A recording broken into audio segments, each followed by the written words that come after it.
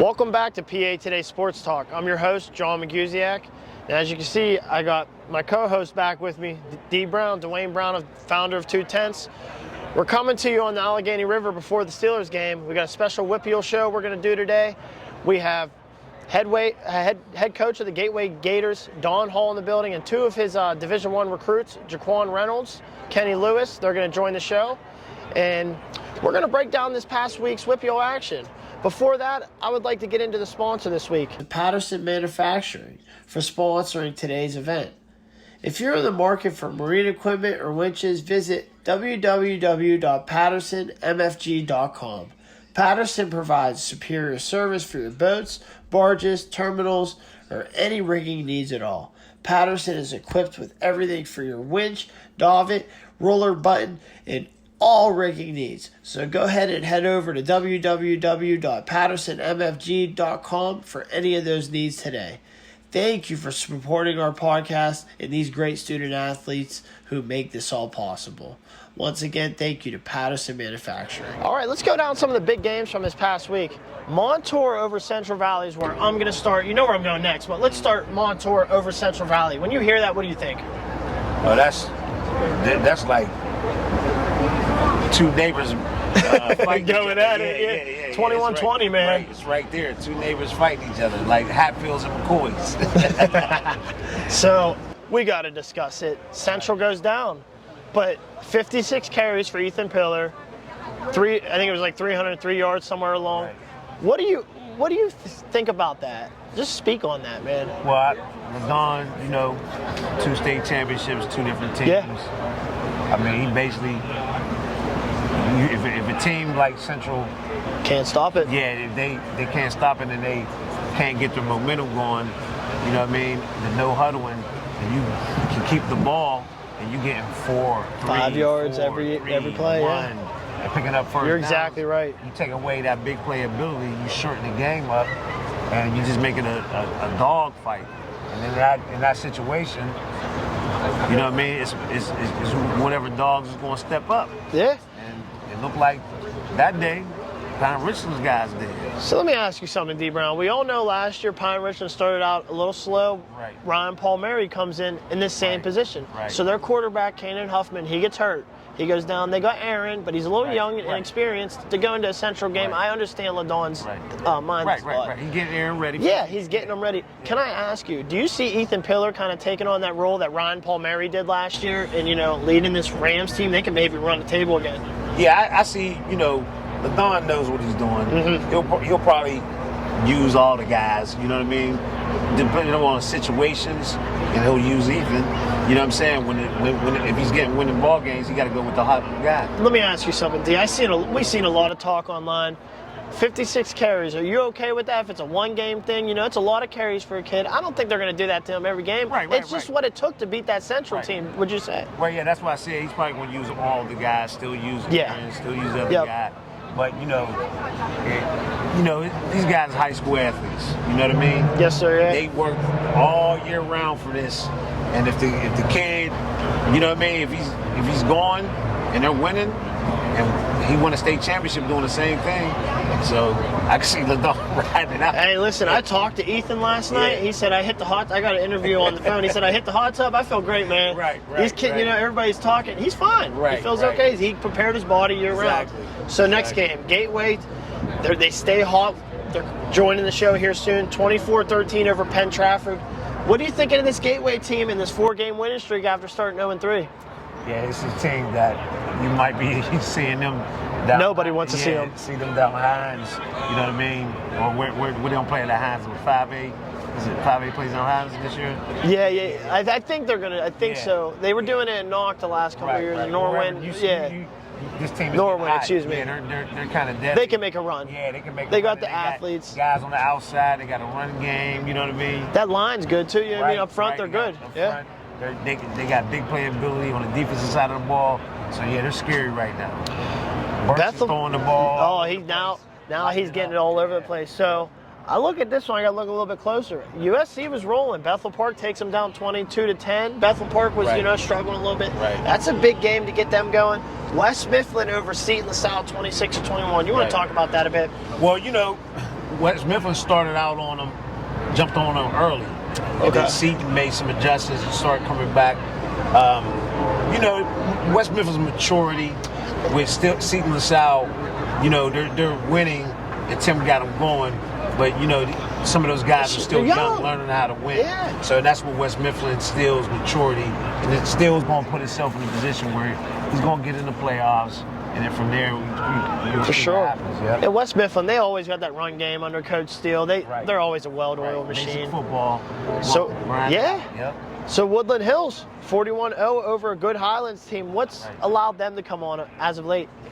Oh, Coach Durant, when a new coach comes in, he's implementing this system, kids are getting to know him. And now, the staff he got, kids are believing, they started out. They're buying in. Yeah, they're buying in. And he got the guys over there. He got a good line. He got tools. You got Ziggy over there running the ball. That's what we were talking about on the phone, You got a good quarterback in Cam. Zykir Moore has been playing great. You got Scoop, one of the most versatile players in all of Western Pennsylvania. So, you got Coach Cam over there calling the offense. I think he's one of the best young offensive coordinators in the WPO, just my opinion. I already know Cam will be a head coach. I see that. The line. He's a genius with calling them. Calling the offense, he's enthusiastic. The kids, he loves it. Yeah. He loves it. You can see it. One of the guys I've been knowing for a long time. You know what I mean? Watching him grow. So he's one of my favorite guys coming up. Coming along as a coach. For sure. Bishop Canterman, they lose last week to, Matt Sieg. He just had one of those performances in 1A where he took over the game. Right. They bounced back. They beat undefeated Cornell. You want to speak about the bounce back under Rich Johnson, Kulishevsky, and all those guys? I think the loss actually was good. Yeah, I do when too. You watch the game, it's one of them games when they played Fort Cherry, everything kind of went, Yeah, Fort Cherry's way. They bounced the ball, With Sieg, he's just different. So they come back this week. And then beat a good team. Yeah, they beat a good team. Cornell's good, man. Yeah, it was a tight situation, and they pulled it out. So they're showing that they know how to win. You know what? I think this might be better for them because they blew out everybody last year. And they got to the championship. And I think Rich low key's I don't want to speak for him, but he might be liking them being in some closer games. Right, it's good. Just my opinion. Right, it's good. It's just hey, look at the Eagles. The Eagles was winning all close games. So another big one. It was a 3A matchup. Avonworth over Beaver. They're the only. That was a big matchup. Avonworth, I have it number 1. They move on to 7-0. Right. Avonworth has a guy, Carson Bellinger, quarterback. Brandon Bigarelli, he's committed to Bucknell, I believe, already. Yeah, that running back. That's Brandon. And they have another guy, too, over there, the freshman, Yeah. I can't remember the name off the top of my head. I seen you do that. But he's a guy I'm going to speak on later in the show is Andrew Kubun. Okay. He's a guy that plays well. We'll speak on. But that was a big win too because Beaver was a tough team. Another one is Mohawk. They get over. Beaver Halls is a bump that 2A teams have had a hard time getting over. Right. The Shannon gets over it, and now Mohawk gets over that bump. Right. So Beaver Falls looks like they're a team that's. They're rebuilding this year finally. And Beaver Falls has always been good almost. So they always got talent down there. So we are going to go big. I talked to him last night. I'm going to enter the interview into the show. You got to give it to Ethan Pillard, Pine Richland, Player of the Week for the big school. Right, definitely. 56 carries, 302 yards. He helps upset the number 1 team in the WPO in Central Catholic. Ethan was an absolute workhorse last night. Like I said, I talked to him, jumped in the hot tub. He feels great. He deserves a lot of credit with that, with that line, Ryan Corey, John Ladone, everybody. You want to speak on Ethan Pillard and the performance that the Pine Richland Rams put together Friday night? Like I said before, Ethan, he's just a guy. He's just a dude. He's just a guy. He's a football He showed player. everybody, I'm that guy. He's a guy. Yeah. He's one of them guys. It doesn't matter where he ends up in college, the guy's going to perform. He's got some guys that's just football players. Yeah. And they He's got a football player. Mentality. He's just a football player. For sure. And he's a winner. I mean, one thing about Pine Richland, you can't never count them out, especially a team that has won a state championship. Yep. You can't count them out. Yep. So, yeah. There you go. Especially last year, they still got those same guys back. This week's Player of the Week for the big schools is Pine Richland's Ethan Pillar. We have him on the phone right now. This past week, he had just over 300 yards on 56 carries to take down number 1 ranked 6A powerhouse Central Catholic. Thank you for calling into the show, Ethan. Hey, thank you for having me. Absolutely, absolutely. You're always welcome. You're always welcome. And Ethan, I'm just going to cut right to the chase. What were you seeing out there last night to allow you to put on that performance, my man?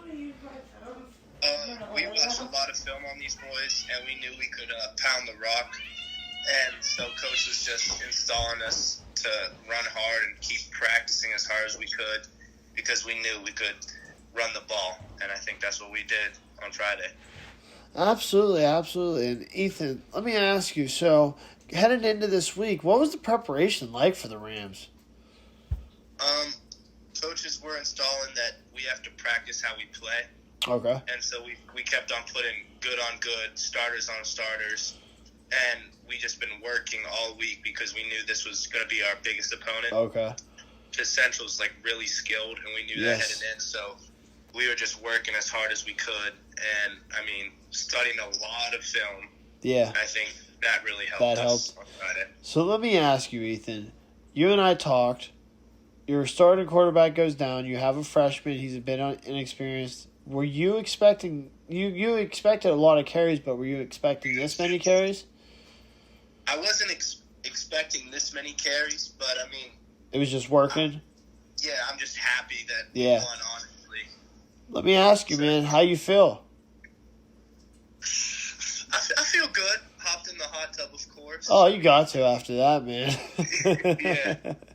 Laying down, playing some video games. Yeah, you need to chill it out. You had a heck of a week, man. You put it on your back, and what you did was impressive. I just wanted to call you and get you on the show. We're going to get your highlights going.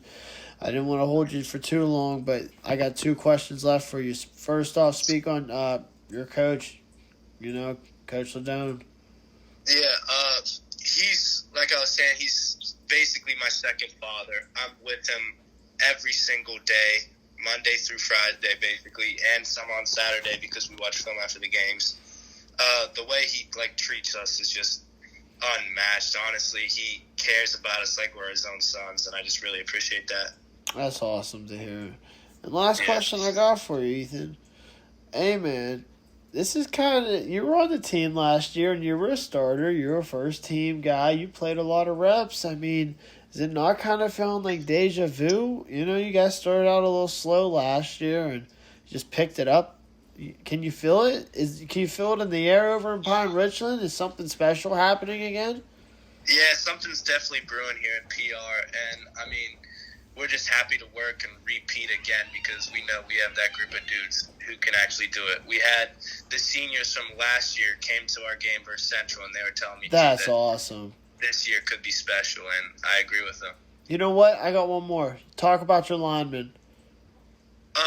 So our starting tackle, Nate Brown, was out, and we had a sophomore, and my next-door neighbor, Hunter, actually stepped in. He plays DN for us, and we put in, a heavy package, and we just, thanks to them and the rest of the boys like Ryan, John Smith, Drips, James Cardinale, we just worked their D-line, and I couldn't have done anything without them. So, and Serm and Mac Miller.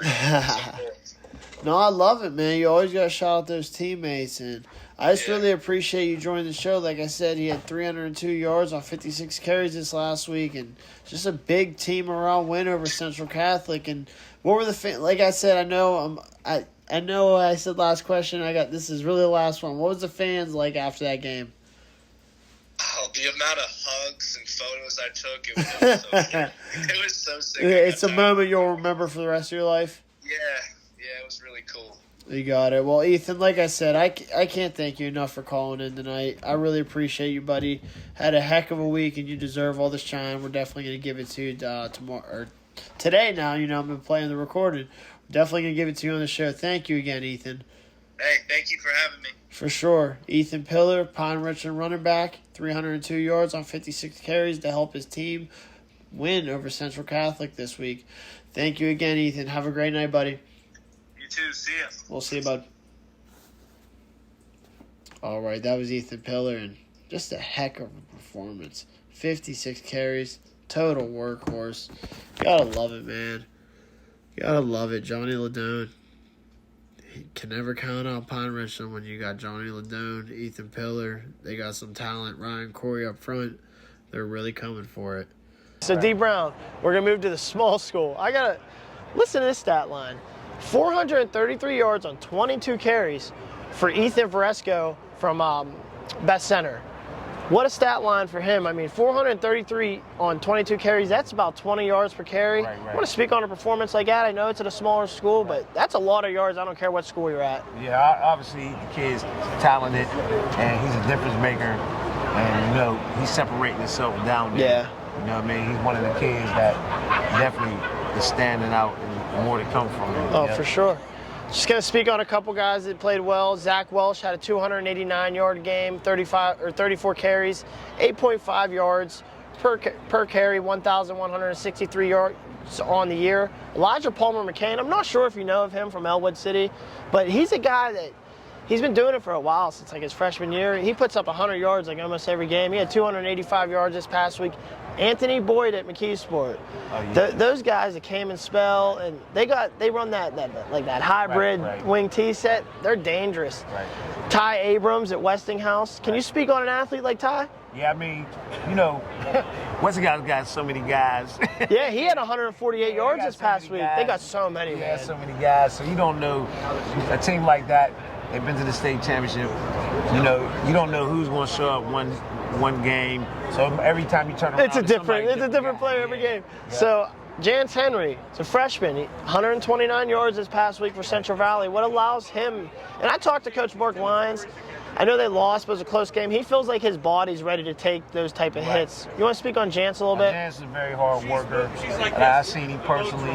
Nice structure. I think this kid got a chance. Okay. We'll see some Division I schools come in on him.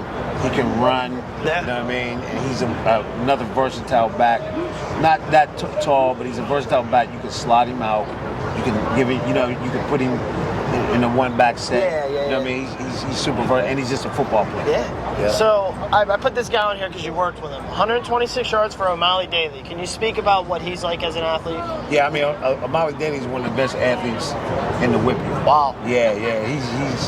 He's like, you see him on offense a little bit more, but you got to watch his defensive field. He's nasty. Because he's real nasty. He's mean. And also, he's a guy that can cover at about 6'2", 225. He's that ideal linebacker. What you want. I think that he transitioned to the next level. That's what he'll play. I'm surprised, a lot more schools haven't come yet. Me too. Come in. Me but, too.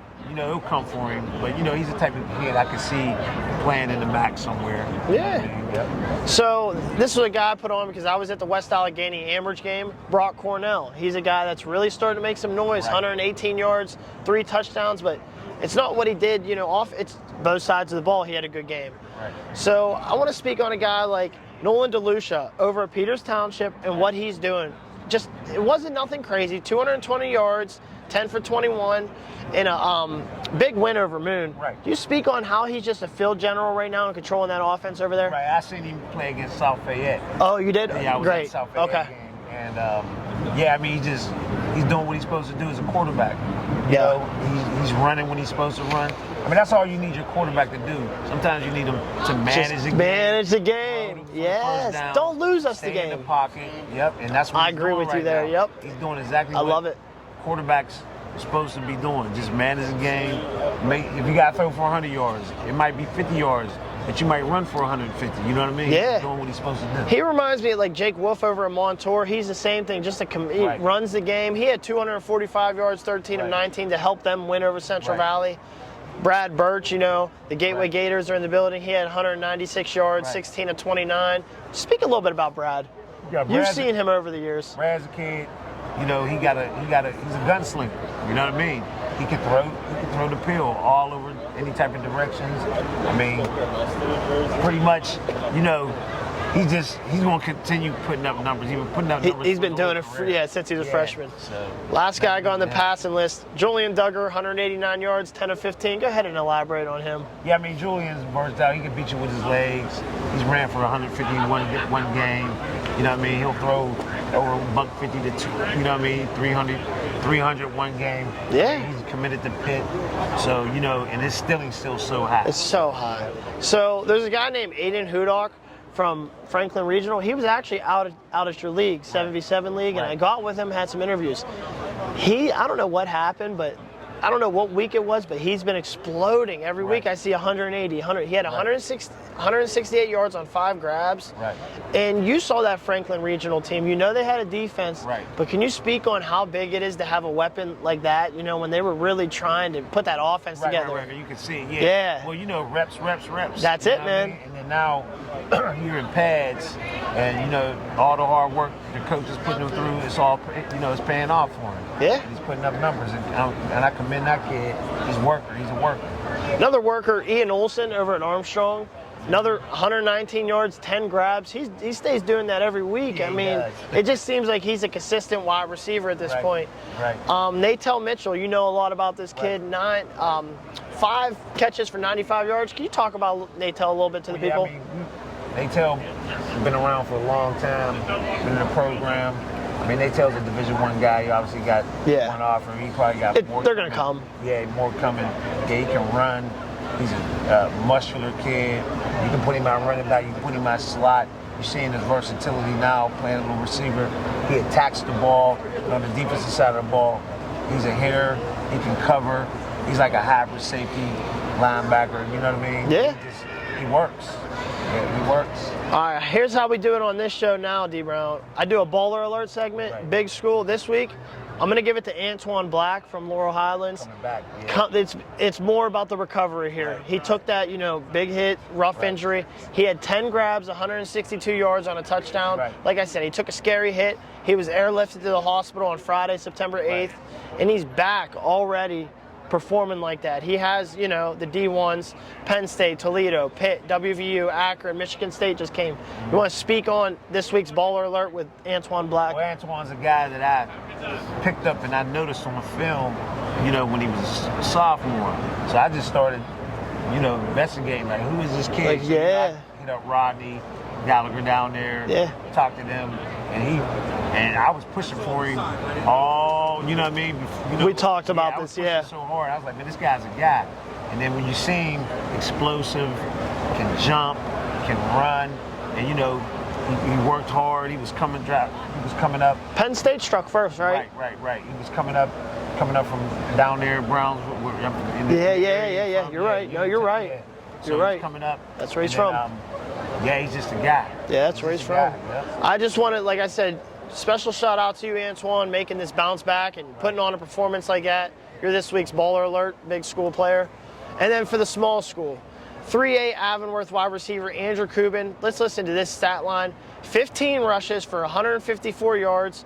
14 of those rushes come in the second half on 150 yards. 1 touchdown rushing. 4 catches for 106 yards. Another touchdown receiving. And then on defense, he had 7 tackles and an interception. Yeah, he's balling. That's a baller alert. And he's their go-to guy. Avonworth, they lean on him to be their playmaker, and that's a big win over a good Beaver team. They beat them 33-28, and he had a lot to do with that. So upset of the week, D. Thomas Jefferson goes down, and they go down to Trinity, and I mean, it was convincing. 23-6. You want to speak on it a little bit? I don't even know what's going on with that. I was surprised. I seen the score. But kudos to Coach Kanaz. Kanaz is doing a great job. Yeah. Hey, how about the facilities they got? I already know. I know you're a big guy. Man, it's beautiful. Yeah. I mean, but look, they got a guy like Samaj Fuse, D1 prospect. Jonah Williamson, he's throwing for Holcomb Camp on the line. They got guys down there. Right. And that's how you got to beat TJ up front. Yeah, team rising. Right. I got a team on the rise. I'm going to say McKeesport. Right. A lot of people thought they were going to fall off, but you see a lot of the same last names come through that school. Right. And the way they run the ball, they have 3 running backs. I mean, Cayman Spell, the freshman, Anthony Boyd, Garrett Tarker. Those 3 are You know what I mean? They're about 100 a game. Right. They can always explode. What do you think about McKeesport and Courtney Dunn Jr. is a monster up front? Yes. What do you think about them? I mean, it's like, you know, they lose guys, and they just got a whole new group coming up. And the coach down there, what's his name? Where we at? Oh, I'm not sure. New coach's name. I don't know off the top of my head. Okay. We'll Well, cut anyway, it. he's done a great job. Yeah, he has down done there. a great job. Yep. Yeah, he's done a great job down there. So, I mean, what can you say? You know, you can plug these guys in. These guys are athletes. They're ready to go. And McKeesport's always going to be. And that's something. Yeah, they're it's just an always gonna be attitude there. thing. So we got the power rankings, and then we're going to wrap up today's show. So not much is moving in 6A. Right. I'm keeping Central at 1. You know, I still think they're the #1 team in 6A. They beat North Allegheny. North Allegheny at 2. Cannon Mac at 3. Mount Lebanon at 4. I still feel like Mount Lebo, they're going to get in the playoffs. I still feel like they're going to be a team that nobody's really going to want to see in the first round. You got to win one game and you're in. Right. Mount Lebo, they're going to get healthier and they're going to come back. Right. Seneca at 5. Right. Now the power rankings for 5A, a little bit has changed now. Peters Township, they remain at #1 spot. Nolan's playing great. Reston, Mickey, the whole team's playing great. Penn Hills I have at #2. They took that loss, but Duggar, he's been playing consistent this year. Amir Key, Natel Mitchell, and DeAndre Cochran's another guy, you know. Right. I really like him. At 3, I got Pine Richland. You got to put them up there after Right. what they did, Right. and you got to think they're going to maybe run the table. Woodland Hills, can you speak about what Cam has done? Because Cam's really settled down and come into his own, and I have them at the #4 spot. Right. Can you speak about how Cam settled down a little bit? And I really feel like Cam is one of the elite quarterbacks in that class. Right. Yeah, I noticed from this year to last year, you know, when he was in the pocket, he was getting out of the pocket a little bit too early. There you go, Now, yeah. this year, he settled. You know what I Yes, mean? he admitted that. And kudos to, you know, Cam Sadler, Sam Cam Sadler, yeah. He's working with him, yeah. On him over there. Oh, him and Scoop, they work with him all the stay in time, that yep. pocket. Now you see him, you know, mixing up, getting the ball. You know what I mean? Yeah, You know, yeah. just so the focus won't be on Scoop Yeah. so much. Yeah. So he's showing his versatility. Now, No, that's awesome. Cam's one of the top quarterbacks in the Whippy. That's awesome. I love to hear it. And I got Gateway at #5, and I see them continuing to peak, you know. Yeah, they're a team that you don't want to play right now. No, you don't want to play them Yeah, right now. There's no telling they can make a run. Any of those teams in that. That's it, too. 5A is so 5A, wide yeah. open. Any One of those week I teams. had 3, and then I was like, teams peaking. I couldn't pick. Right, yeah. Any of those teams can win the Whippy. So Aliquippa, we're going to go to the 4A power rankings. Aliquippa's at #1. They're undefeated. Right. Thomas Jefferson's going to lose their #2 spot to Montour. I mean, Montour fought against Quip, and then they beat Central Valley. So you got to give them that spot. Right. TJ's in at 3. It's a tough loss against Trinity. They got to rebound. I believe they're going to rebound under Coach Cherpak. They always do. At 4 is McKeesport. They got the running attack. The defense is nasty as always. I still have Central Valley at 5. You know, Coach Mark Lyons, they're going to get the ship together. They're a young team, man. They got Jance Henry running the ball as a freshman. You know, they're a young team still. JJ Work and those guys. So Central Valley at 5. The 3A power rankings, Avonworth, they're at 7-0 under Coach John Core. Coach John Core, I believe, is doing one of the best jobs in the Whippeal with what he has right now. They defeat section foe Beaver 33-26. Bell Vernon, they're at #2. They just have that one loss. Right. We know what they got with Quentin Martin, Braden, and all those guys. They'll be there. Elizabeth Forward, they're at 7-0. And I mean, Charlie Meehan, Chris Climbs, they make it almost impossible to run the ball against them. Ryan Messina's been a total commander at quarterback for them guys over there. Knock, 6-1. I mean, you got to give it to him. They just knocked off Shady Side. And then Beavers at 5-2. I'm still high on them. They played #1 Avonworth very tough.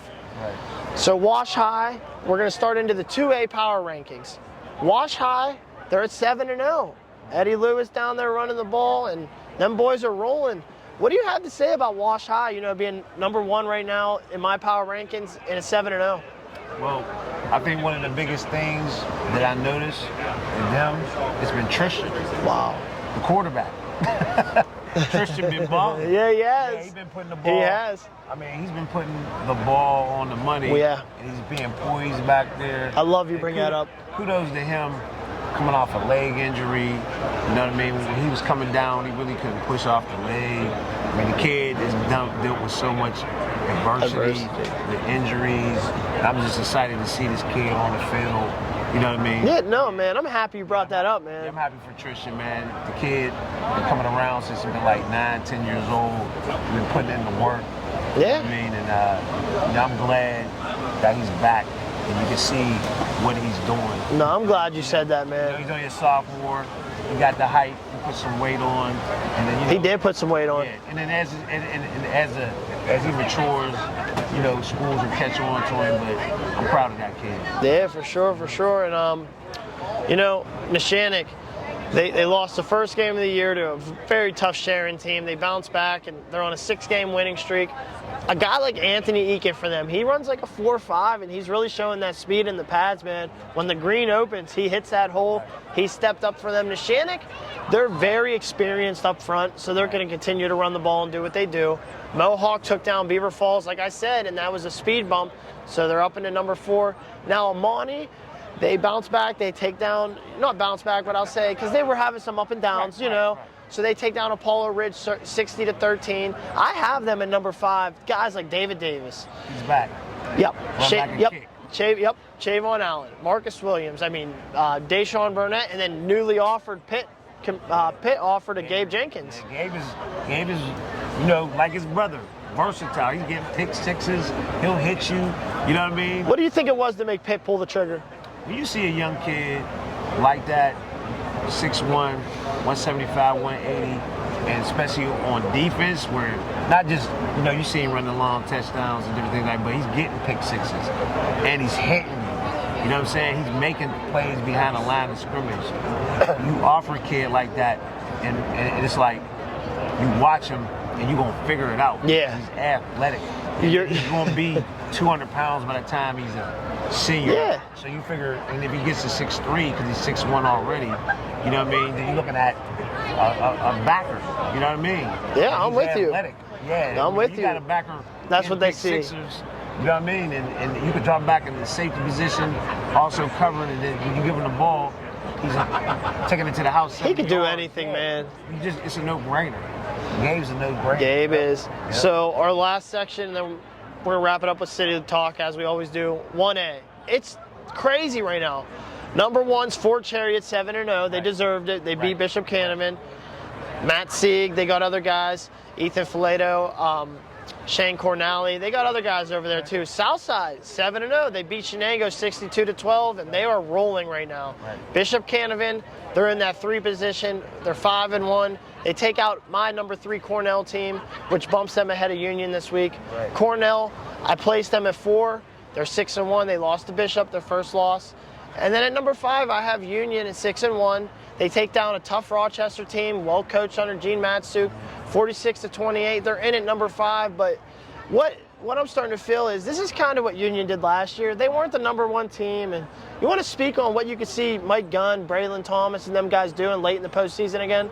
Yeah, I mean, 1A is a situation where... Yeah, speak on 1A in general. Go ahead, yeah. Anybody is no different than the 5A scenario. You know what I mean? Where you don't...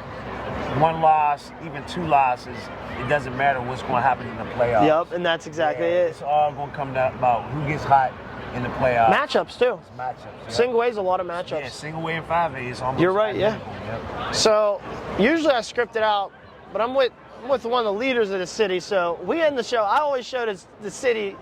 Go ahead. We good? Can I go? All right, so I always end the show with city talk because I love talking about the city. I'm with one of the leaders of the Pittsburghs, in the public city schools. He's done a lot for them, so we're going to go a freestyle. Let's just talk about some guys in the city. I want you to start it off. Talk about a guy that's on the top of your head right now playing well in the city. Mr. Lamont, okay. Lamont Bates. Yeah, Lamont, freshman. He's standing out.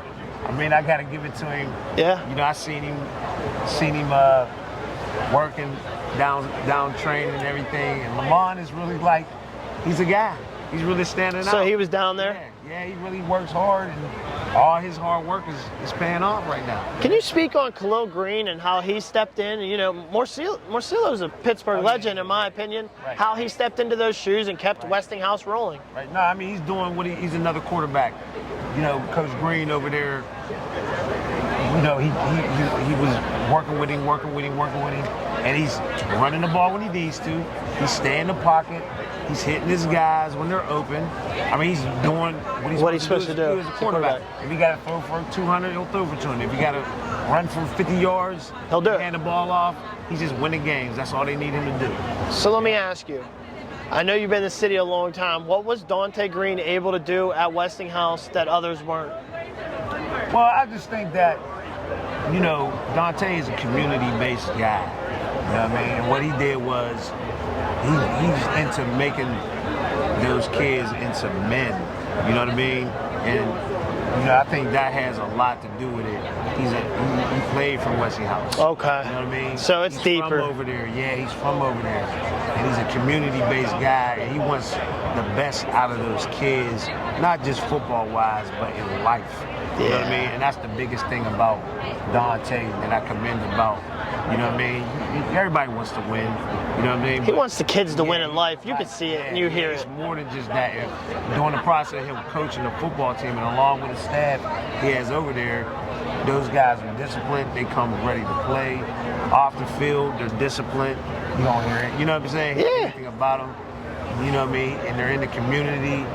You know what I mean? Doing very well. I mean, there's nothing more I can say about Dante. He's a great guy. Yeah, no, he is. Oh yeah, just a great guy, great coach, and you know he'll be a Hall of Fame coach. No, he will. It's all said and over with. Yeah. So I congratulated him last week, but now I got you on the show. I want to talk about one more guy. Zaire Stevenson picks up his first offer from Temple. Right. What do you think it was to make Temple pull the trigger on him? Well, yeah, Zaire's a versatile player. He's 6'1", 6'2". Yeah. Athletic. He can run. And we talked about this before. Yeah. You seen it coming. Yeah, you did. He put in a lot of work. He can cover. Oh, he put in so much work. He can cover that corner. He can play the safety. He can play linebacker. You know what I mean? He's showing offense what he can do, catching the ball, his versatility. He's playing inside. He's playing outside. You know what I'm saying? He's a perfect offset, you know, for Boy on the offensive side of the ball. So I say it each week, but now you're here. Tell the colleges why they should, you know, come for Boy more. I mean, Boy is one of the top 3 receivers in the area. You know what I mean? Of course, you got Pete Gonzalez. You know what I mean? Yeah, but he's up there. Yeah, you got. I mean, it's actually Boy and Pete Gonzalez. Yeah, man. Neck and neck. It's just that Boy doesn't have the measurables. You know that Pete has, yeah. Right. You got Sasek in there. You know what I'm saying? But Boy he's tremendous. I mean, there's not a guy that I've seen in a long time who has the next level twitch you want. He just doesn't have the size. That's the only thing he's missing. Yeah, but he'll be a guy, no different. He'll go to college and he'll dominate. He'll get it done. He'll dominate where he goes. Yep. Well, we had the Gateway boys on, along with Coach. We broke down some past weeks, you know, Whitfield football action, and doesn't get much better than that. We're sitting on the river here. The Steelers game is about to come on, so we're about to head up there and tailgate. Thank you, D. Brown, for joining the show, my brother. Yep. He's an original PA Today and Sports Talk Show member. I'm John Magusiak, D. Brown, and that's a wrap from the North Shore. 2 tenths. Ball game. Alrighty, welcome back to PA Today Sports Talk with John Magusiak. I'm your host, John Magusiak. We have the pleasure of being joined by two special guests today. We got DeWayne Brown of 2 Tenths, and we have Coach Don Holl of Gateway. Thank you for joining us, sir. I really appreciate it. Appreciate the offer. So I was talking to Don before. These two were having a great conversation. So I kind of just want to lead back into that. You said you're used to being on boats. You want to speak about, you know, the start of your coaching career and just the start of everything. Well, I played football at the Naval Academy. So when I left the academy, my first job in the Navy, after doing some temporary duty stuff, was on a Leahy class guided missile cruiser. So made a couple Atlantic transits and Baltic cruises and Mediterranean cruises, and spent about 25 months out of a 36-month tour at sea. So I've clearly earn my sea legs. So this is okay for you? Yeah, this is, we're actually pier side, which was really, when you weren't at sea, it was like going to the office every day. Your office just connected to a pier. So you were talking, you want to tell the people where you first started your coaching career at? Yeah, I started, interesting little story, when I was playing at Navy, we played at Pitt. And in 1984 game, my freshman year, our head coach, we were down 28-14. We scored. We missed the kick. We missed the conversion, so we had to go for 2 at the end. And the series of plays that he had set up and run, and he was a guy from Avella originally. Oh wow! Was like my inspiration. I said, this guy is an expert in a sport that I love. And he was so good at what he was doing. I said, that's what I want to do. So when I got out of the Navy, or actually while I was still in the Navy, I was able to go back, work at the academy, and coach sprint football, that 150s. It's a weight limit deal. Yeah. And work with the regular guys in the spring, and got my teaching certification, and Loyola in Baltimore, got out, and went right into high school coaching out of the Navy. For sure. And then DeWayne, do you have any questions for Coach about how he started this up, and in football in general? Right. So I know that being in service, I got grandfathers, uncles, I have cousins that retired from the Coast Guard. How did that experience being in the Navy translate for you coaching, the discipline that you instill in your guys? How did that experience help you out? Well, you always hear Coach Tomlin say, the standard is the standard. And the thing about the military, the tradition, etiquette, standards, Right. You meet the standard or you don't, I will tell you that maybe the best part of the whole Naval Academy experience was the people that you're around. Right. I don't claim to be one of the great people from that institution, but my goodness, there are so many good people around you. You can't help but sort of ooze that, osmose that stuff right into you. Right. I was around some great people, and again, you learn that there's a right way to do things, and there's no excuse if you don't, and you got to find a way to do things, meet the standard. Right. I love the mere fact that just having uncles and siblings, it affected me a lot in my growth. That structure, because they all went to the service. It was either, if you didn't play football, you had to go to the service. You know what I mean? I think a lot of the kids are missing that in today. So I know you, since you've been around, different atmospheres, coaching, different areas. How has your coaching philosophy kind of changed throughout the years? Well, I think there's some non-negotiables. I think you have to say this is what we need to do, and there aren't that many ways to win, or that many ways to do something well. Nick Saban's always saying that. Everybody says, well, there's lots of ways. No, there's probably 1 or 2 ways to be great at something, and you know that formula from all the athletes you've been around. You got to do a lot of work. Right. You got to take what God gave you and then maximize it, and you got to do a lot of work to be great at something. So there are still some things that are probably not at all different from the very beginnings back in the 90s, or even when the way coaches coached me or prior to that. But then some other things are different. I think the biggest thing now is players want to know why a lot more. We didn't ask why. Right. Coaches said do this, you did it. Right. But I think it's a fair question. And if we as coaches can't answer that question, then shame on us. Right. But why are we running this offense? Well, here's why. Right. And so we spend a lot of time in the meeting room and talking about the philosophy of things and why we're going to do what we do. And I think that's the biggest piece, is explaining it to them a little more. And then, a little bit of a pet peeve, I don't think enough people tell them no anymore. Yes. So when you give them an absolute, well, that's not good enough, they have trouble dealing with it a little Right. bit. So sometimes it's hard to deal with you saying, look, you didn't get it done. Right. And nobody's really told them that very often. I agree. So that's one of the changes. But again, if you're giving them a fair evaluation of their performance, it's not personal. It's just, hey, this is what you need to do. Constructive criticism. Structure, And again, the good ones, Right. They want that. And we were talking, so you want to tell the people your first head coaching job in the football game? Yeah, I'm going to challenge the folks from Western PA to even know where a place called Tunkhannock is. When I was in the Navy and that job popped up, one of our recruiters from the Wilkes-Barre, Scranton area told me it was open. I interviewed a few places, and that was the one we really liked the best. But great little town, small, right on Route 6 up in the northeast corner of the state, about halfway between Scranton and Wilkes-Barre. And we had a couple kids there, and had a couple when we got there, and a great place to raise those kids for a few. But I was a head coach there for 4 years, and then I was able to become the offensive coordinator at Gannon University for 6, back in my hometown. So from Gannon, I went to Erie Cathedral Prep as the Dean of Students head coach for 4 years. Then, in 2009, came down here to Seneca Valley, and we moved down, and we've been in the Pittsburgh area since. Then Seneca Valley, then Gateway. Yeah, before we moved to Seneca Valley, is there any questions you want to ask Coach about, where he started his coaching philosophies and where he is today, kind of, throughout the years? Oh, he said, he was from up in the area. Yeah, absolutely. Yeah. But he was up in that Erie area. What's the difference between that Erie area and then over here is kind of what I'm kind of trying to ask here. Well, I think in Erie, I can say this safely. They know what the whippeal is, and they know that's going to be a big step that a hurdle they got to clear to get to the state level. So they're very aware of how great the football and other sports are in the whippeal. So I know it's kind of always out of the corner of their eye. I mean, there's some very proud. McDowell does a great job. Erie Prep is good. Erie High School, they're doing a good job with a lot of the city guys. I mean, there's some other suburban schools, but they all have their sort of eye on.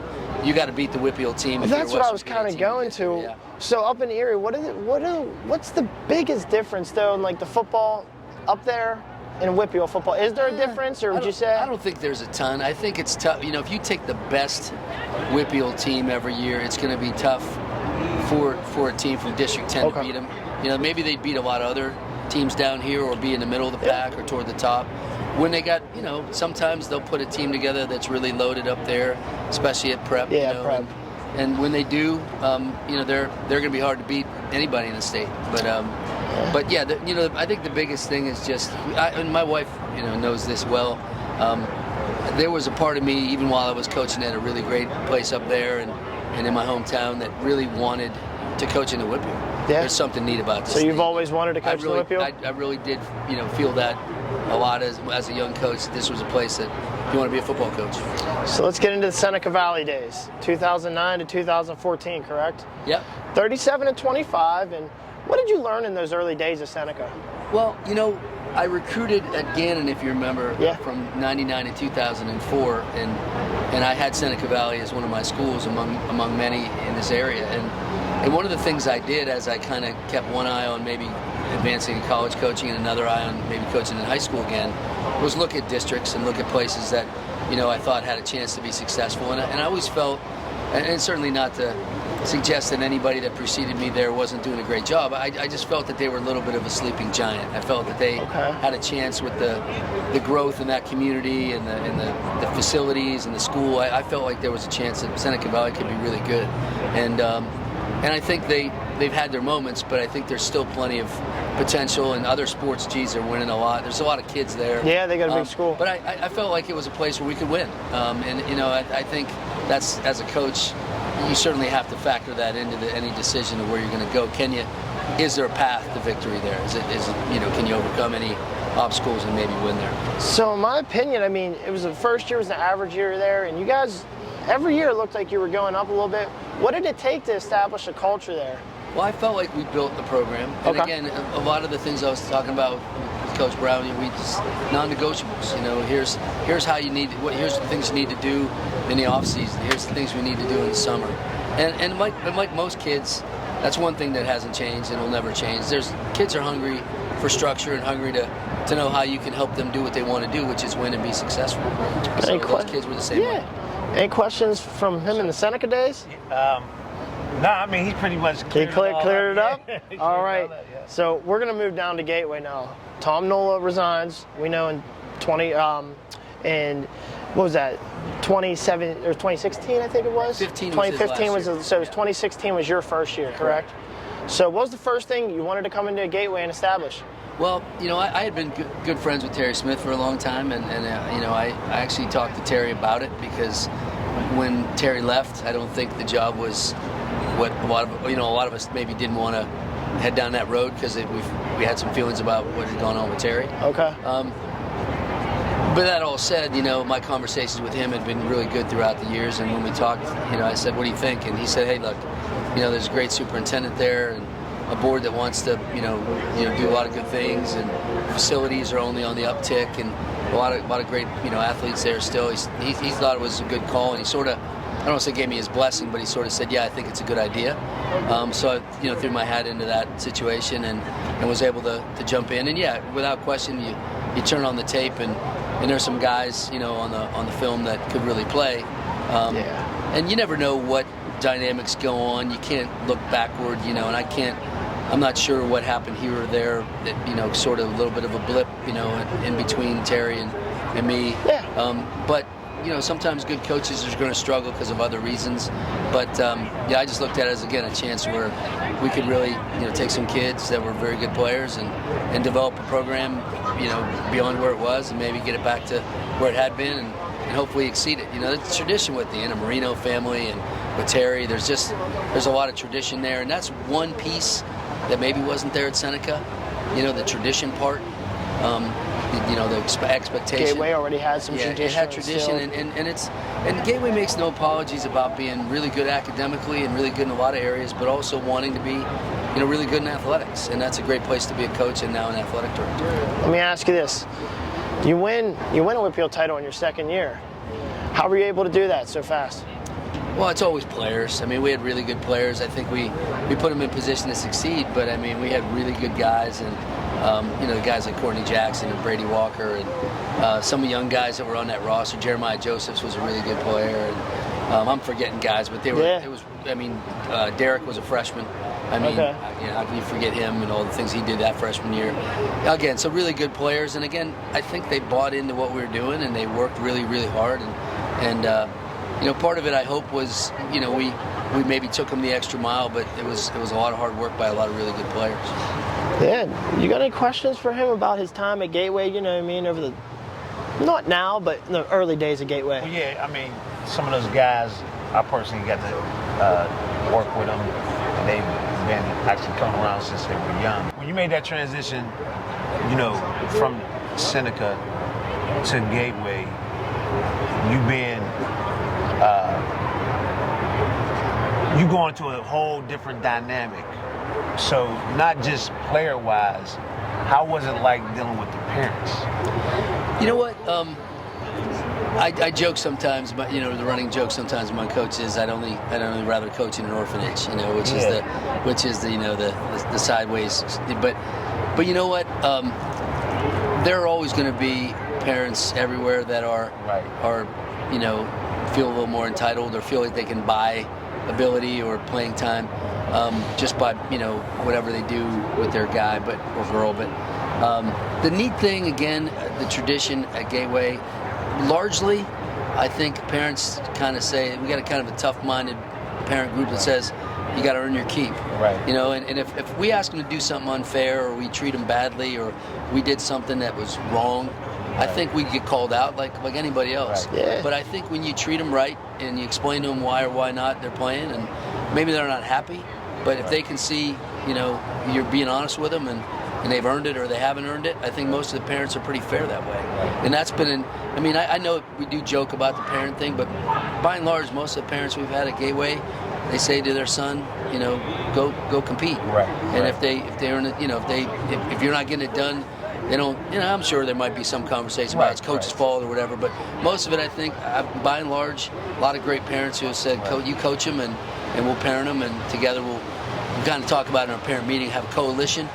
Together we'll go ahead and raise this young man into a man, And that's what hopefully it's about. win. That's what it's about. Those life lessons, not just for the athletics, it's long term. For the discipline, I noticed that a lot of guys you coach, you can see it when I'm around them and when they extend into college program. Yeah. And I'd be remiss if I didn't give a lot of credit to what a great assistant coaching staff I have. Right. We got a lot of guys who look through the Gateway face mask and had a lot of success in the sport and know what it takes and have a lot of credibility with those guys too. And those are the guys that are on the front line every day, enforcing those lessons, reinforcing those things he talked about.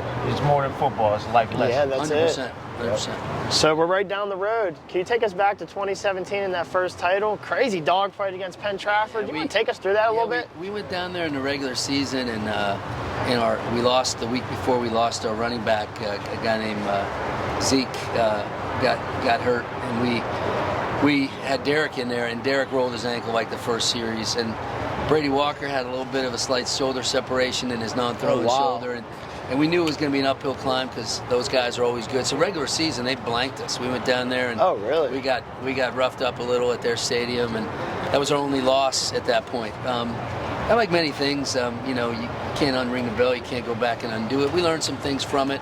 Yeah. We got a little healthier. Hopefully we did a better job coaching them the second time, and then got to the rematch. Had to beat a great McKeesport team in the semifinal to get to the final, and then came down here and played a much better game. I think our kids really played better, and hopefully we had a better plan. And I think it was our game to win, and we found a way to win it. Yeah, and so it was a magical run. Unfortunately, I know it might hurt, but can you take us through that PIAA game, Archbishop Wood? Yeah, you know what?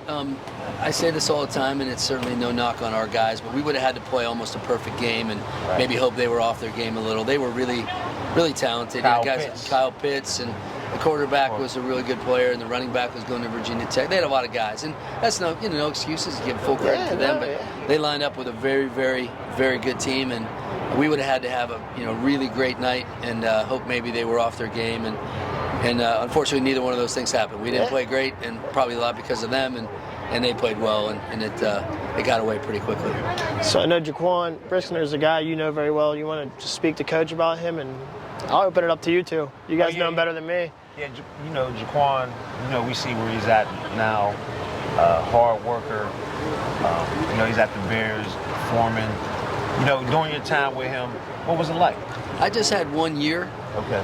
His senior year, and and I don't think he'd mind me saying, but he was struggling a little bit academically. And again, there was some dynamic in the family that he was working through, and he lost his brother, and there was a lot going on.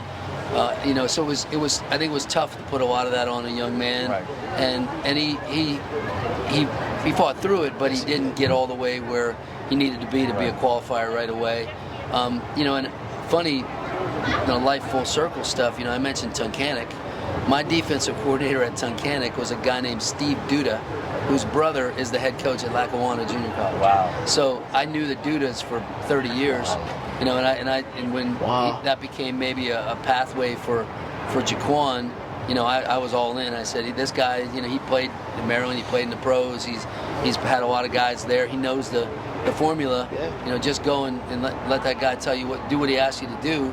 And Jaquon is such a motivated guy and a tough-minded guy that he said, okay, what do I got to do to get where I want to be? And my goodness, he keeps doing it every day, to his credit. Yeah, he was coming from work and had me down there until 11 o'clock at night. That's crazy. Training. I believe it. Yeah. That's him. That's him.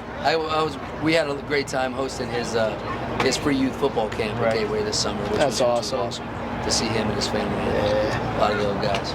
So from 2017 to 2020, you guys go incredible 43-7, 2 Whitfield titles, and a runner-up. What was it about, that era, those 4 teams that were able to just continue to win and have great seasons? Like I said, I think we built a pretty good standard, and I think the expectation, and I think we had just good players. I mean, I love our coaches, and I know they coach hard, and I know they're great at what they do on our staff, and full credit to them.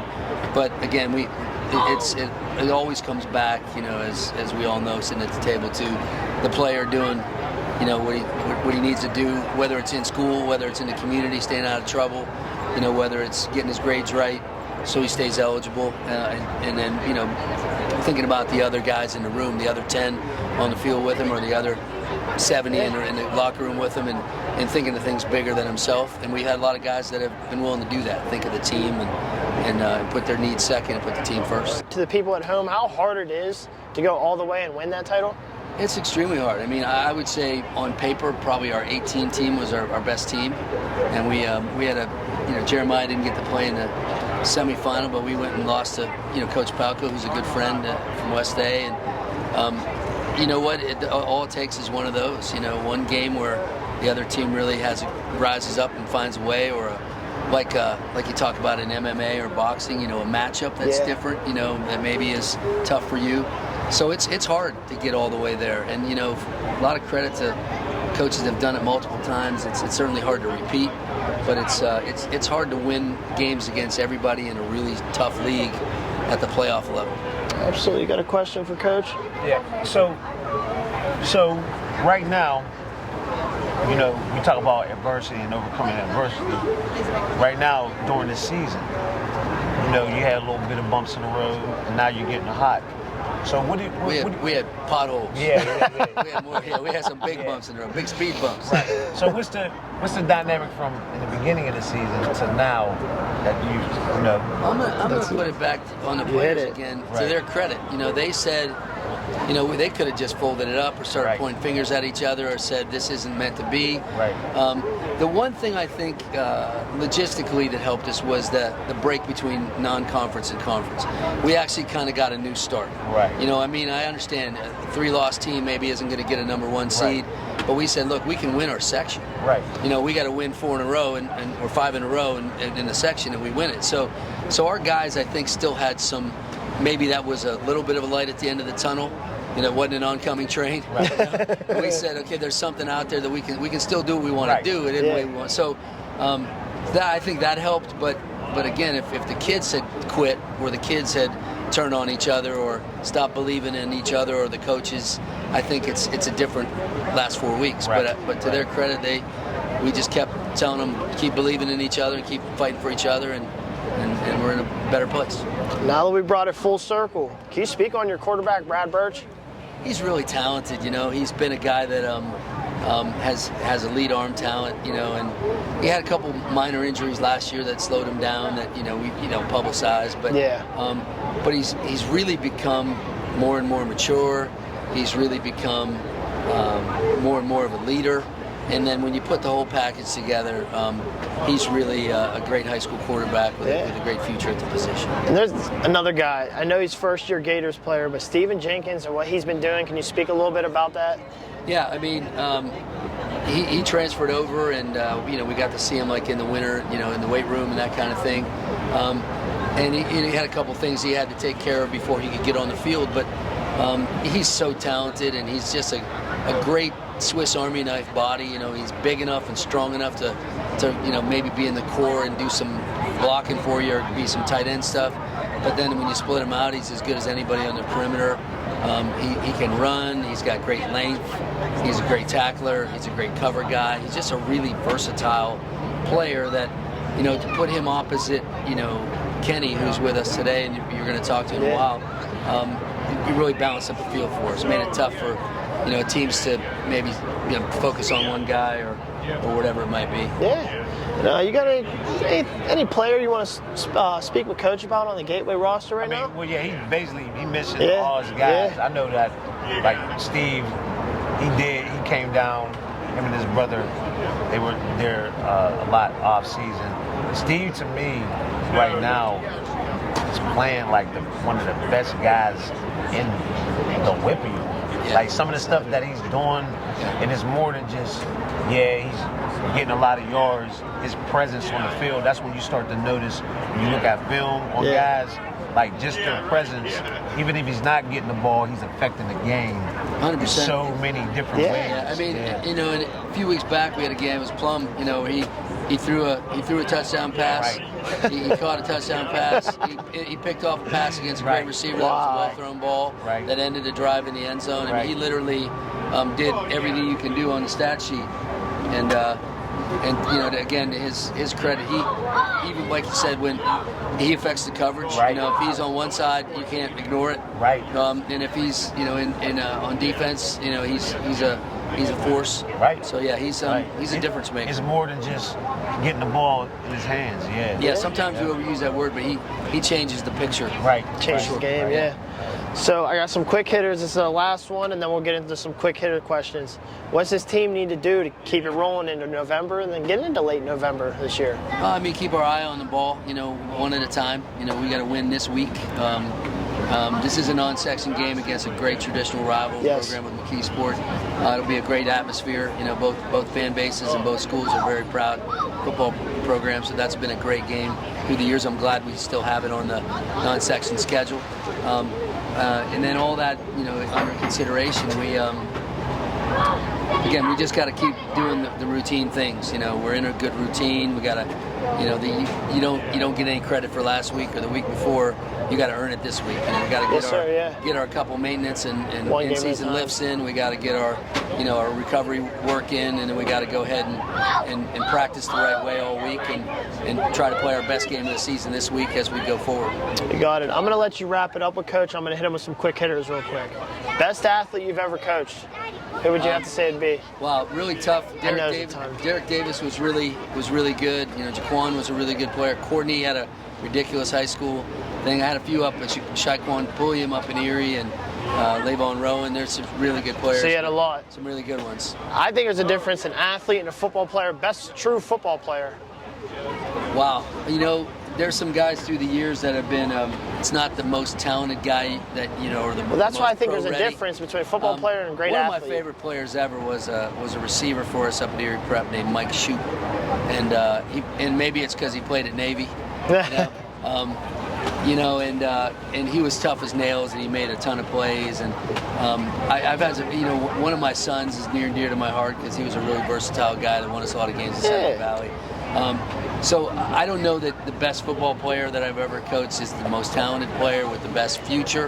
Because clearly they're all in the conversation, but there's some of those guys like that just were really, really productive. Gritty players. Now, I heard you speak about a mentor. You want to speak a little bit more about your mentor in this coaching field? I had two, and both kind of from Navy. Plus, my own coaches growing up were really good. Minna George at Erie Prep, and even Ron Walker back when I was in grade school was my first coach.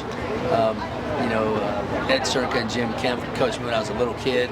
But when I got into college, Gary Tranquil was my head coach, and a guy in his staff, Kevin Rogers, who's still involved in the NFL. Both of those guys were great mentors for me, both as role models and guys that I can lean on for a lot of advice. You got it. This is my last question. I'm going to let D wrap it. What continues to make you want to coach? You know what? It's still the kids. It's still the, I love the X's and O's, and I mean, hopefully I'm a much better coach, all these years later than I was when I first started out. And like any business or anything that, I'm sure what, Dee's doing with his folks, they're always looking for a better way to do it and learning more from people that are doing it right. So I'm still studying the guys that do it the best in college and the pros and figuring out what translates. And I'm intrigued by the X's and O's. I've always had been, but then on top of that, it's the next thing. It's the kids. The kids that you feel like maybe Bear Bryant all those million years ago when he coached, he said, coaching is about taking players where they can't take themselves. And hopefully, I'm a small part of helping some kids achieve the things they want to achieve. Yeah. Before we let Coach go, you got anything for him? No, I just want to commend Coach. He's changing kids' lives, and that's what it's all about. You know what I mean? And that's the main thing. You're changing the trajectory of kids educationally, economically. You know what I mean? You're making a difference, especially, in the area that you're dealing with. You know what I mean? In and outside the school. And I'll throw that right back on you. I mean, that's who and what you are, man. You're making a difference in this community, and you have been for a long time. Right. I think a lot of people appreciate you, man. As do I. Well, Don, thank you so much for joining PA Today Sports Talk. You bet. Pleasure. You're always welcome here. That was a segment with Gateway head coach Don Holl. I've had some of the food. I'm coming back. You're coming right back? Hey, you're welcome anytime. Thank you, Coach Don. Sounds good. And that's a wrap. All right, and we're back. PA Today Sports Talk. This time we're joined by two of the Gateway Gators. I got Kenny Lewis to my right here. He's got D1 offers from UNLV and Temple. Then I got Jaquon Reynolds. On the end, he's got offers from Temple, Akron, Bowling Green, UMass, and he's a 3-star according to 247 Sports. How you boys doing today? I'm doing good. How are you? We're doing great, doing great. I want to first start off, I got my man D Brown with me. You got some questions for these guys you want to start them with? Well, yeah, I've been seeing these guys for a long time. That's why I opened it with you, brother. I've just been seeing them progress, and I'm just, I'm excited to see the development, not only on the field and just as young men. Okay. know, both of their dads. Dads have been a great influence in their lives. Always putting them in the right environments, certain places to get better. Yeah. You know what I mean? These guys, both of them have elevated their games every year. Yeah, I love that. Yeah. I love that. So I want to ask you guys, you both got D1 offers. We'll start with you, Kenny. What's that first one feel like? What's the feeling? Felt good. Like, it just felt like all the hard work I've been doing over the years, like, it's getting me somewhere now. Yeah? Like, I'm actually doing something for myself. It's a free scholarship, free school. Yeah, free for school, man. everything. Yeah, it's great. Big relief. Yeah. Jaquon, what's your first one feel like? And who was it? Who was the first one? My first one was simple. It felt great. You know, it felt like motivation. Just keep pushing. Just keep going. You know? Absolutely. Yes, sir. Absolutely. And I'll stick with you, Jaquon. You had a big night the other night. So as a running back, what do you feel like your strengths are out there? I know what I think, but I want to hear from you. I feel like I got a lot of quickness. You know, I can catch out of the backfield. You know, I mean, I'm like a smaller back, so I got to be more versatile. You know, I got to do a lot of things. You know. Okay, and then Kenny, between the lines, what do you think your strengths are? My strength is big playmaker. I can catch nice route runner, nice hands. I can play defense and offense, make plays on both sides of the ball. Wherever you need me, I'll be there for you. Yeah. Anything you'd like to ask these boys? Nah, I mean, I just, you know, like Jaquan said, you know, his versatility. Yeah. You know what I mean? You put him in the slot. He can play out the backfield. I mean, I've seen him even play a little bit of safety if needed. You know what I'm saying? And both these guys, you know, they're Kenny also slide him out. You can put him outside. You can play defensive back. During the wave of high school athletes, that's what you're looking for. Yeah. A multi-purpose. Versatile athlete. Versatile player. No, I love it. I love that input. All right, guys, we started 0-3. He said there wasn't speed bumps, there was potholes. Yeah. So he said it. We persevere now, and you run off the last 4, perfect section record. How were we able to do that as a team? We'll start with you, Kenny. We just had, our leaders had to step up. We was missing a lot. We wasn't fully focused, fully locked in. We needed those. I feel like we needed those three losses to pick it up. Really, it's not gateway football. We thought everything was handed to us. We needed them. It was to get us back moving. Yeah. Get us back locked in the season. Yeah. What do you think it was, Jaquan? Honestly, you know, that 0-3, I mean, it kind of gave us motivation to just keep going, keep working. You know, we was missing a couple key players, you know, so we just kept pushing, kept working. After we got that first win, we just kept it going. You know what I'm saying? I'm going to stick with you, man. So is there anybody on your team right now that's not getting a lot of shine, but, you know, they deserve some more credit? Like young guys? Yeah, young guys stepping up. SJ, Carlos Diggs. Carlos Diggs. Yeah, I've been hearing that name, Carlos Diggs, a lot. Is he? They're going to be a big playmaker. Yeah, I've been hearing his name a lot, man. Carlos Diggs. You got a couple of guys you want to shout out, Kenny? Terrence Cole. LIT Cole. Who else we got? Dyson's over there too, isn't he? Dyson. We talked about Dyson off camera. Derek Shelby. We got a couple guys. Yeah, I always love to talk about the. Tristan. Year, next year too. We had a lot of young guys. I mean, Gateway in the whole, they've always had. They always got talent. Influx of talent. They're always going to have 4 to 8 D1 guys on the team, D2 guys. They got college ready. Yeah, ready to go right now. The program it does have a standard. It's built. Coaches, Yeah. Says, yeah. You always want guys. College coaches come in. It doesn't even matter if there's not a kid mentioned from Gateway. The college coach is going to go to Gateway. They're gonna go to Gateway regardless. Guys. Yeah. All right, Jaquon, it's your senior season, my man. It's half over. The second half of the season, what are you most looking forward to? I mean, honestly, we just gotta keep going. You know, I mean, I'm just trying to get to the playoff. I mean, we got a home playoff game now, so you know. Yeah, you clinched that. Just keep going. Kenny, you're only a junior, but you know, year and a half's gonna go fast. How are you trying to make the most of your time left in high school football? I'm just trying to do everything I can for my team, for the school. It's definitely going to go fast. I'm already a junior. I remember my freshman year. I remember everything. It's going fast. You want to make the best of it. You're only in high school one time. You got to do what you got to do. What do you boys think the strengths of this Gators team are? Our strengths. Yeah. Y'all can say about yourselves y'all want to. They look Yeah. We got athletes everywhere. Speed. We could do a lot. Like leading by a good quarterback, Brad Birch, good receivers, good running back. We just gotta pick it up as a team. You guys feel like you're coming on at the perfect time? Because I do. Perfect time. You got good coaches. You know the line's picking up. Everything's coming together. Rather lose early than lose late. Yeah, those Get it out non-section the way, games, yeah. like Coach said. Right. Yeah. So we asked Coach. So as the players, what do you players need to do to make a late run into November and go for that title? Step up. Just be leaders. Every practice, make sure we're working hard, no slacking. Just keep doing what we're doing. We got room to improving. So I got one for you, and then I'm gonna pass it to D. What's the recruiting process been like for you, Jaquon? You know it's going slow, but it's kind of picking up still. I mean, I'm just taking it slow, just letting it play out. Yeah, for sure. And you're only a junior. You 2 offers. How's yours going? Mine ain't doing bad right now. I'm talking to a few coaches. Okay. Talking to a few coaches lately. It's just everything's going to fall into place. I'm not rushing nothing. Oh, I love to hear that. I love to hear that. And before we let these guys go, D. Brown, you got any questions you want to leave them with? You know, just hitting on the recruiting.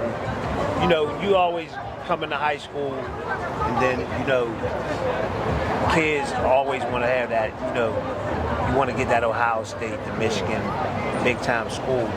But once you start to figure out the reality where you're going to be at, how did you all make? You know what I mean? Like schools are really like that want you and need you. You know what I mean? How's your thought process now? Yeah. I feel like it's hard. Do you feel the And, you know, love? you're both Division Yeah. One Yeah, guys. you're both But it's D1. just like, Yeah. you know what I mean? You know, just me being in the realm of the whole recruiting. I get kids all the time. They want to go to Ohio State. They want to go to big time. But the reality is, you want to go where you going. Where you feel comfortable. Where you need it. You want to play. Yeah. So, what's there been like your thought process, like the change in that? I feel like, whatever school want me, whatever school shows the most love. Right. Because you go to pros anyway. Yeah. Doesn't matter. Wherever I fit in at, I feel like it's gonna be a good place for me. I don't got no certain school, crazy school I want to go to. Wherever I fit in, wherever they show me the most love, I'll be fine. Hey, training your dad went to Bowling Green. Yeah. Next thing you know, he got a Bengals helmet on. So it doesn't matter. Sky Moore, 3 schools. Aaron Donald, 3 schools. It doesn't matter. They're gonna find you. Rodney Thomas, 1 school. He's starting in the league. But I mean, honestly, what he just said, bro. I mean, honestly, if you're a dog, they're gonna find you regardless. That's it, man. D2, I mean, D1, Mac. Right. I mean, I feel like they just gonna find you if you're a dog. right. Look at what's his name out? Rutgers. Yeah. Now Yeah. he's regular to the league was at Division 2. Yeah. Rutgers is the best receiver. Yep. So here's how we're gonna leave it. So Jaquon, let the people know what they can expect out of the Gateway Gators moving forward. Shit, all I gotta say is I feel like we're gonna take it forward. Okay. I mean, we got high confidence right now. We're on a 4-game win streak, so just gonna keep it going. All right, Kenny, you want to leave us with something? Just one step at a time. Everybody got to do their part, buy in. We're going to be fine. We're going to go straight, go all the way. You heard it. We got Kenny Lewis. We got Jaquon. I appreciate you guys. Appreciate you having us. Appreciate you. Thank you guys. Thank you guys. That's the segment with the Gateway Gators, and that's a wrap. Appreciate you boys for coming out. Thanks for having us. Appreciate it. All right. Appreciate y'all. Thank you. Appreciate it. Thanks. Y'all definitely hot. Yeah, you can leave the mics on the table.